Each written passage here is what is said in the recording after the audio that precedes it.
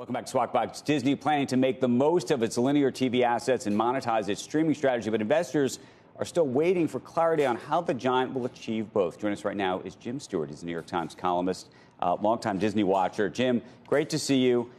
You saw the earnings last week. You saw what he said he plans to do. Do you think it's enough? And when I say enough, the question is it enough for shareholders? Is it enough for Nelson Peltz and Ike Perlmutter, who seem to be, at his neck if possible? Where do you think this all goes? Well, I think last week's results show that Disney is making some progress in an extremely difficult environment because none of the big problems have gone away.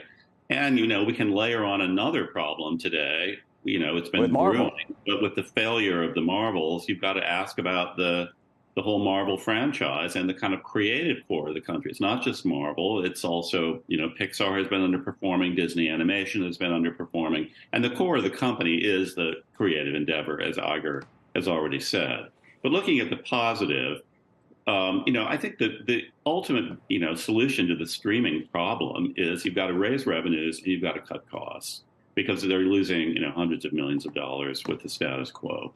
And Disney is making some progress there. They actually grew subscribers at a time when there's an asterisk on these earnings because of the strike. They weren't, buying new content.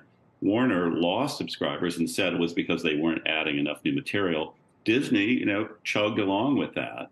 And one reason they're doing better is they haven't been making anything with the strike. And I think the lesson they've all learned is we've got to cut. So Iger has been saying, well, we're going to focus on quality. We've been doing too much and we'll do less. And I think that's just a euphemistic way of saying we're going to try to hold the spending down. What do you think about this idea of selling the linear channels? How you do that, how you separate those channels from the content that runs over them, and what the prospect for something like that is? Well, something, Iger just said is that, they're making some money because they create some content for the linear channel and then they move it to streaming. And I think one thing they've discovered, and let's face it, streaming is still a learning curve, is you don't have to originate everything on streaming. A lot of people don't see it on the linear channels, and it's new to them. And I guess during the strike, they've been looking at old stuff on Disney and been perfectly happy with that. So there may be some new insights in there. On the other hand, this is not really a new idea, and the linear channels are decaying. They depend on ad revenue, which is a cyclical business, and the number of subscribers is going down.